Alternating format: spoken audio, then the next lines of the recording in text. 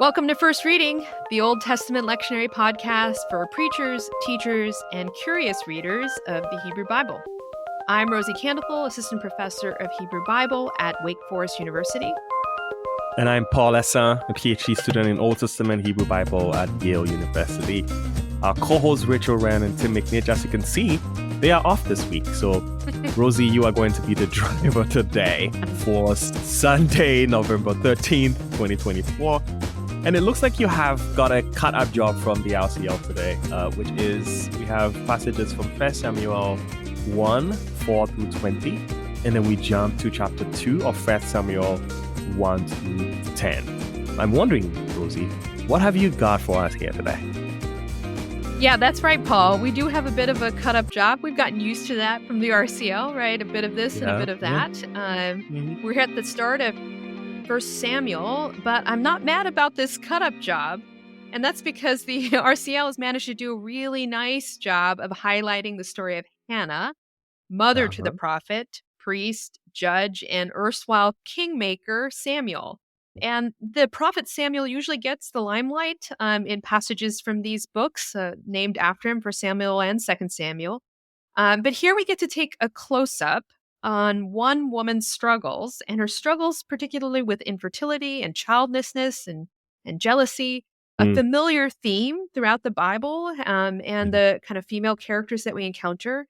It's her extraordinary song of victory that celebrates the surprising upside-down nature of God's justice. Here at the beginning of chapter 2, Hannah's song.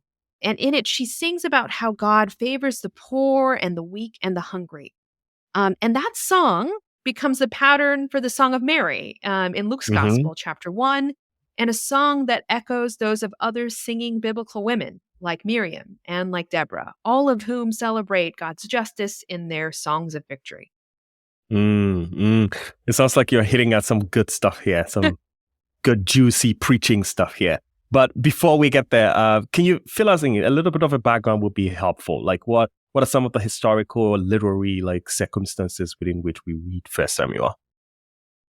Yeah, you're right to kind of point us back toward the context here, right? Because this only highlights, I think, the surprise and the delight of finding an extended edition of Hannah's story, right? So it is not often that we hear women's voices or women's struggles kind of lifted up. So here we're kind of really paying attention to the intimate struggles and sufferings of Samuel's mother at the start of this book that's named after him. So essentially, the books of Samuel describe the period of time that transitions the loose confederation of tribes of Jacob, of Israel, that were led in the book of Judges that comes right before, from crisis to crisis by charismatic but deeply flawed military leaders. So folks like Gideon and Jephthah and Samson, those names might ring a bell. These are the kinds of heroes, deeply flawed heroes, that are leading the community. But First Samuel begins to transition Israel now toward the period of the monarchy that begins with Saul, with King David, and with Solomon. And this becomes a period of relative stability under a single leader and the dynasty then that is established through David. But Hannah's story appears at the beginning of this book. And in 1 Samuel, right there, she is positioned in the in-between. Still a period of deep instability before the monarchy is established.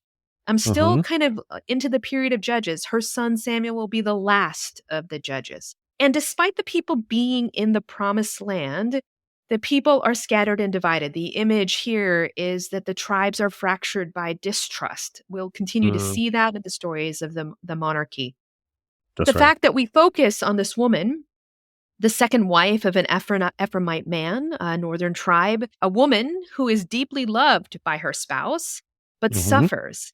And because in this kind of first chapter, we hear the words that the Lord had closed her womb. So the Lord is responsible on some level. And Hannah and the narrator understand that despite all of her experience of love and of acceptance by her husband, she is suffering. And she strikes me as an important character to see, recognizing that God is both responsible for her suffering, but still is ultimately the one to whom Hannah directs her prayer. So among all of these stories of men, it's one woman who draws our attention. And here in chapter 1, we find Hannah weeping. year Mm, after year as she goes up faithfully to the house of the Lord in Shiloh. And mm, this site should ring a bell for listeners because it's a significant one. Yeah, I kind of like, struck into the story that you're telling here. So tell us what's the significance of Shiloh here for listeners? Right. So here I want to draw back on Judges, right? So the very Mm-hmm, last stories that we hear in Judges also pick up on this place called Shiloh. This is mm-hmm, the site of horrific violence at the end of Judges, horrific violence specifically against women. So at the end of the book of Judges, which immediately precedes Samuel in the Hebrew Bible, Shiloh is attacked by the men of Benjamin, who mm, kidnap and capture the women of Shiloh, forcing them to become their wives. And this site of violence against women is also, at the beginning of Samuel, a holy place, a mm-hmm, shrine, a place of pilgrimage, of worship and sacrifice. And here is where the Ark of the Covenant of the Lord rests. It's the symbol of the presence of the Holy One dwelling among the people. But for Hannah, Shiloh is also a place that reminds her every year of what she lacks and who is responsible for that lack. God has closed her womb and what she most yeah, desires at this point, which is a child. And this is a society, lest we forget, maybe not so different from our own, where women are established in some special way by having yep, children, right? A woman with many children is considered blessed by the Lord, right? And many mm, arrows in mm, their quiver, right? But a mm-hmm, childless woman, on the other hand, is suspect, right? Somebody mm, who it might be seen as having been abandoned by God or having done something in some way to not bring God's blessings on their lives. They are yeah, often seen as less than, looked down upon, mm, and judged by their mm, societies, right? So we mm, find Hannah suffering under that burden, right? Weeping, unable to eat, unable to find comfort in the house of the Lord, distressed, depressed, and as we'll see here in the passage, deeply misunderstood by her religious leaders, mm, mm, and particularly by the temple priest Eli. So we see this kind of egregious moment where a professional mhm, minister makes mm, assumptions about Hannah that I think it might be mm, valuable here to slow down and highlight for our listeners. mm, mm. This is yeah. This is such a I don't wanna hear this. A pastor who got things wrong, who misinterpreted a situation. Is that is that possible? Right. I know you're being sarcastic here, right? We often get Mm, things wrong. I know, right? yeah. But pastors are supposed to get some things right. And Mm, particularly when we meet with suffering among our congregations, right? So it seems to yeah. hurt more that in this passage, it highlights the error of a professional minister. It does. Eli is the high priest, right? Responsible for the spiritual leadership of the people. And that magnifies the situation here because It the does. priest Eli sees this woman, Hannah, and she has come up for worship. She is Hmm. praying silently, but her lips are moving. Yeah. And in that, her lips are moving. She's pouring out her heart before God. She is completely taken up in this moment Hmm. of prayer, of communion with God. And Eli, unable to really comprehend what's actually happening, he speaks with disdain, and thinking she Mm, is drunk, he rebukes her in verse 13. So he says, mm, "How long will you make a drunken spectacle of yourself? Put away mm, your wine." Right? These are harsh words, right? It's a cutting judgment that perfectly encapsulates his lack of understanding, a mm, basic misapprehension of Hannah's circumstances, and like a lack of empathy, right, with what's mm, actually. So yeah. even if she had been drunk, I mean, I might ask the question of whether this is a response that is appropriate to a minister, Hmm. to give to a congregant, Hmm. right? So, Hmm. I mean, I Hmm. just wanna make sure that kind of, that listeners, particularly those who are preachers and teachers who have some responsibility, maybe might hear how the narrator is kind of drawing upon the situation to highlight how unjust Eli's accusation is. It's really interesting the way prayer and postures of prayer um in the in most biblical narratives are sort of like, especially in the New Testament, are spoken of in like sort of drunken terms. Like You Mm. remember like several passages in the New Testament, especially like I think in Acts when the apostles were Mm. praying in tongues and they were accused of being drunk, right? Several places in Ephesians when the people of God were praying, especially praying in different languages. Those moments are interpreted as being drunk. I'm not reducing Hannah's situation here at all, Mm. but it's just interesting to say, like, to see how certain postures of prayer are spoken of and written about being drunk, right? Mm. That being said, Mhm. it's quite unfortunate how the shame of being an alcoholic is also put on this woman who is already struggling and battling with the shame of childlessness, something that societally she has to sort of wrestle with and to fight against on a daily basis, and especially like you rightly said, coming from Eli, I'm sure would have not only like social repercussions, but also sort of religious repercussions that, you so shamed yourself like in this way that you come into the temple of God with your drunkenness. Yeah, I think you're right, especially as more conversation happens more openly about spiritual hurt, spiritual trauma Mm-hmm. that our congregants go through. It seems valuable to kind of maybe spend a moment here on what Hannah's choices might have been in terms of her reaction here. I don't know how many preachers and teachers will want to go there with this passage, but I Mm-hmm. personally was deeply convicted by this scene. Mm-hmm. We are often people with authority and particular training to hold positions of authority and power over others. And it's hard to overstate the responsibility we have toward those who are suffering in our community. Yep. Yep. So Eli's castigation, his dismissal of Hannah, is an awful moment, but it Mm-hmm. illuminates a failure in spiritual leadership at its highest levels, right? And that's not just then, but also now. Um, Mm-hmm. but to Hannah's credit, right? She doesn't just leave. Mm-hmm. She immediately speaks up to correct her minister. No, my lord, she says, I am a woman Oh. deeply troubled, and I have been pouring out my being, my nephesh, before the Lord. Do not Mm. regard your servant as a worthless woman. And that Mm. line breaks my heart, right? And fills me Mm. also though with hope, right? So she stands up for herself. It's She Hannah's does. humility and her dignity that touches me there, right? So no, my Yep. lord, right? I mean, respectfully still, I am that's not what's happening here. Mm-hmm. Don't regard me as a worthless woman. I have worth. And because I've been speaking with God, right? And Yep. Eli, to his credit, he's quickly penitent too, right? And he blesses her. And he may not Yep. understand, but he says, Go in peace and may the Lord grant your petition, right? So he Yep. allows himself to be corrected.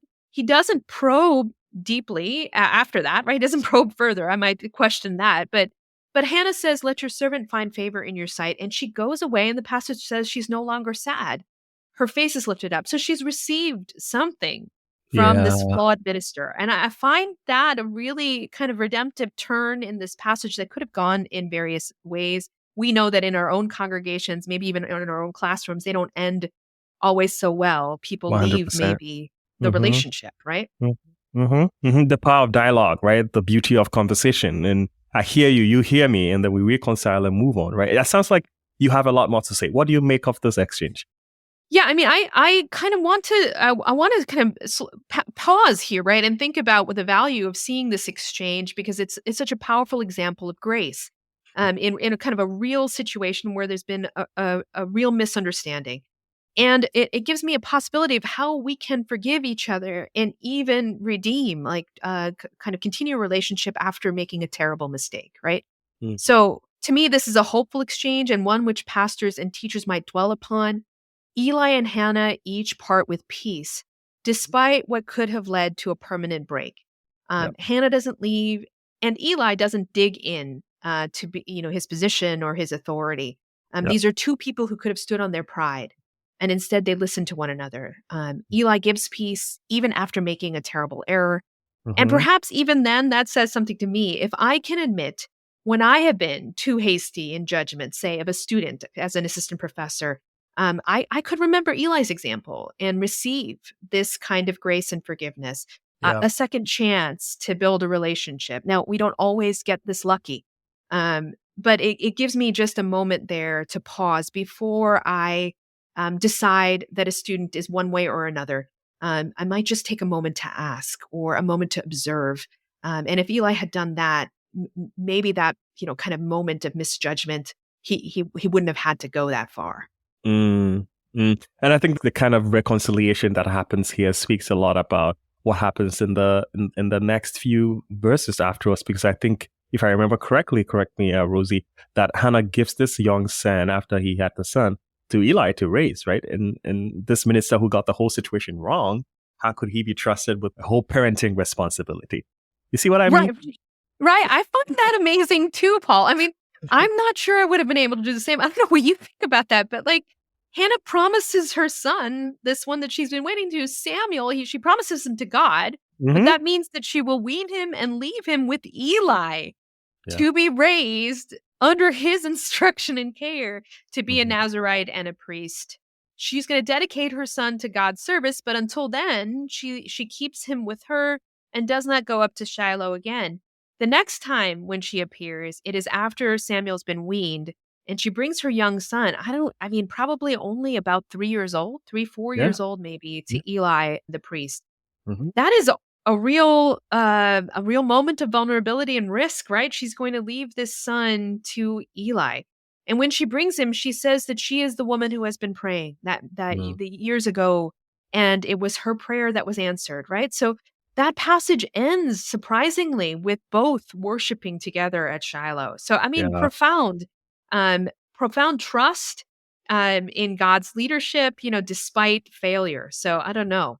Mm, mm. Well, and after Hannah leaves her son, Samuel at Shiloh with Eli, we find this prayer, this like really beautiful prayer in 1 Samuel 2. So what's going on with the prayer? Right. So this is the victory song that Hannah sings, and it is a deeply surprising song in and of itself, right? It Mm-hmm. begins with, "My heart exalts in the Lord, my strength is exalted in my God. My mouth derides my enemies because I rejoice in your victory." And it Mm-hmm. repeats a line from the Song of the Sea. So the song at Exodus, "There is no one holy like the Lord, no That's one right. besides you, no Yeah. rock like our God." So kind of a backwards and forwards look. And then it goes on to describe these dramatic reversals. "The Mm-hmm. mighty and the arrogant are brought low. Those who are hungry are fat with spoil. The Lord makes poor, the Lord makes rich, the Lord brings low, and the Lord exalts," right? The Mm-hmm. only reference to children and motherhood here in this song is a bit oblique, right? There's a line that Mm-hmm. says, "The barren has borne seven." As we know throughout the Hebrew Bible, a kind of a perfect number. "And Yep. she who has many children is forlorn. She becomes weak. She is feeble. She's even sick," right? That Yep. is a surprising turn. That's not what we usually find of the woman who has many children. The Yep. song then ends with a praise for a monarchy that we know has yet to be established in Israel. "The Mm, Lord will judge the ends of the earth," she sings. "God will give strength to his king and exalt the power of his anointed." So, kind of a look mm-hmm. forward then to what her son will establish in the monarchy. Mm-hmm. This is a surprising and a subversive song that Hannah sings, and one that Mm, liberation theology writ large, has seen in its fulsome political potential, right? that's right. So I Yeah. am remembering the great theologian, pastor, and teacher Gustavo Gutierrez, who passed on October 22nd. So we're Mm, recording this week. It'll be some weeks yet when you listen to this on November 13th. mm-hmm. But this is a song that Gutierrez has also seen Mm, that showcases the preferential option for the poor, the weak, mm. and the hungry.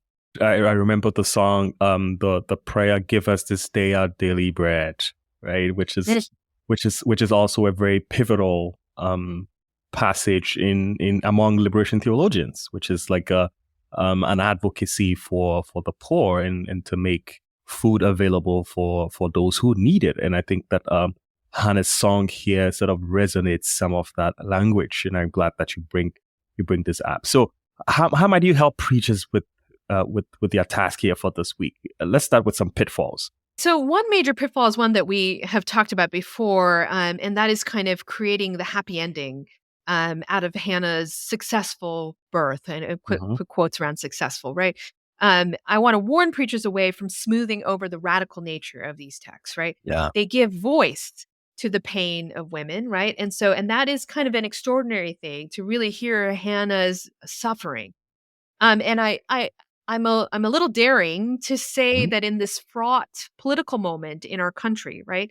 Yep. In the wake of national elections by November 13th for Mhm. president, Mhm. where rhetoric concerning women and reproductive rights have been extraordinarily loud, right? Oh, So yeah. I don't know how preachers could ignore that as we read these passages. And I can't help but hear something in these texts that I think pastors could take the opportunity to grapple with. Now, Mhm. I don't know that it points to any particular political position, but I think it's important to say what the text is doing, right? That's right. Um, Between First Samuel 1 and First Samuel 2, Mhm. Hannah connects her struggles to have a child with political power, right? So She this does. kind of reversals are not abstract, right? Yep. She is thinking, as you said, right, of giving bread to those who are hungry. Mhm. And that is God's work, right? And that is a political position, not just Mhm. a spiritual one. So I want to Mhm. kind of point out again, with in line with Gutierrez and other theologians that think about these texts. These are not just pretty statements; these are radical and subversive ideas of how political power should be used to Mm. serve the poor and the weak, and that this is in line with God's message and Mhm. God's ultimate plan for the world is Mhm. to do right by these Mm. people, to do justice for these people. So she sees God's ability to turn the world upside down in her personal story, in her ability to commune with God and receive an answer in prayer. Mm. And this is not to say that these texts advocate again for a particular political position, but I do see Hannah making a connection between justice writ large and her own answered prayer for her child. I see that too. The other kind of thing maybe want to highlight for pastors is I find a really interesting connection to our gospel reading this week, Mhm. Mhm. which is taken from Mark chapter 13, verses 1 through 8. Mhm. So in this passage, the disciples and Jesus are coming out of the Jerusalem temple, and the disciples marvel over how large the stones are, how great the buildings are in Jerusalem. But Jesus responds in this kind of, warning way. Not Mm. one of these stones will be left upon each other. Each one will fall. So this kind of Mm. apocalyptic Mhm. sound to Jesus's response over the, kind of disciples marveling. The disciples then want to know when this will happen. And Jesus warns them, beware that no one leads you astray. Many Mm. will come in my name claiming I am and lead folks away, right? So Mhm. wars, earthquakes, and famines will come, but this is just the beginning of the birth pangs. So Mm. I would not have paid attention to this final line here had I not been primed by Hannah's story in the first reading of our text this week. Yep. And in some way, that kind of helped me hear what Jesus is saying and wonder about what Jesus means with this very poignant language. And when he says this is just the beginning of the birth pangs, Mhm. what does this mean when we put it into conversation with Hannah and maybe even further with our own stories, Yeah. our own common stories of birth pangs? Yep. Yep. I in some way I see. I'm also curious to hear what the writers of the RCL also thought about when they put these two passages together, because 100% I wouldn't have thought about the bed pangs here in the Mark passage if I'd not read the Hannah thing, right? I wonder where all of this is going, and I wonder what you think about this also, Rosie. Honestly, I'm not sure exactly how to connect them, but I think you're right in that the RCL kind of creates a connection between these passages that it maybe invites us into kind of a deeper meditation and maybe a seeing of what's going on. Like as you said, both of us have recently had our first children, right? So our first Hmm. child, both of us have daughters. Hmm. And the beginning of birth pangs, especially in a first birth, maybe some of our listeners might recall this time, Hmm. it doesn't always mean the start of birth, right? So I Hmm. had all kinds of pains in those final weeks. I was Hmm. hyper conscious of my body, heavy with child, knowing it could be any day now. Hmm. I also experienced false pains, right? So pains that were alarming, but didn't Hmm. actually mean that it was time to go to the hospital, right? Hmm. And they were just pains, but we would call the doctors in our alarm and make sure that we checked them out. I was an older pregnancy, so we had kind of additional levels of observation on it. Right. But I needed those experienced voices, help from caregivers trained and specifically equipped to help me understand how to respond to these pains, right? Mm. So I'm not even sure, but I kind of see also a connection back to Eli, also somebody who's trained and equipped to be able to help the nation kind Mm-hmm. of work through their pains, right? Jesus also kind of calling to ministers to Mm-hmm. beware. Don't Yep. just follow these pains wherever you think they might lead. Don't it's not you don't know that that's coming from me, right? So Mm-hmm. why is Jesus calling the experience of disasters, of war, of earthquakes, of famine, the beginning of pains, right? What could Yeah. that mean with Hannah as a companion? She who interpreted her own birth of Samuel as a revelation of God's inclination to side with the weak, the Yeah. vulnerable, the poor, and the hungry. I don't know how to connect these two things, Yeah. but I think there is something mysteriously right about Mm-hmm. hearing Hannah and Jesus together this week, Mm, because Jesus compares us all to women heavy with child and offers us the experience of those anxious days before the birth of that child, which indeed. are full of risk, right? Yeah. And so we kind of talked about in our last week's episode this idea of risk, but also full of hope, full of Mm-hmm. uncertainty and danger. Mm-hmm. Mm-hmm. And there is a valuable preaching angle here. I'm not exactly sure how to shape it, but it asks us all to imagine what is next. Yeah. Not to deny that anxiety and uncertainty, but also to say, what is the life that is to come that we are together to create? Mm, Together to lean into the experience of those kind of spiritual leaders that are with us, but also to trust our own bodies and our own experience of pain, right? So, yeah. so the disciples want to know the day and the hour, Mm-hmm. but Jesus merely warns them that the crises of our day are just the beginning. And I needed the experience of others to help me discern between what was false labor pain and the real Yeah. thing. Yeah. So I wonder if pastors and congregations might consider these two passages together to see what richness and what wisdom emerges in the midst of our own daily crises that Mm, we are living into in our own world and our contemporary mm-hmm. Mm-hmm. situations. Mm-hmm. Mm-hmm.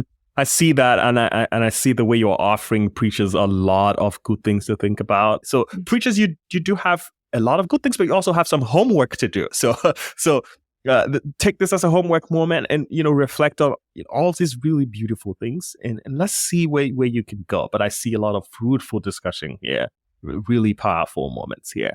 Thanks for helping us, Rosy, with this passage loaded with so many layers of different things. Your hard work is very evident here. Well, you're very welcome. I hope someone can find something on how to put those threads together. By all means, by all means. Well, friends, we hope you found something helpful in our discussion today. I'm sure you did. Remember that you can find an episode on nearly every passage in the lectionary by using our search box on our website, firstreadingpodcast.com. And while you're there, take a look at our merch. We have t-shirts, we have mags, we have beautiful items that you can send out as gifts. Thanksgiving is coming in the corner. Think about us. Or make a donation to help us keep the podcast going. I want to say a big thank you to everybody who has made a donation already. Subscribe, send us a comment, leave us a review. And until next time, my name is Paul Essa. And I am Rosy Candlepool, and have a great week, preachers. Yeah. Yeah.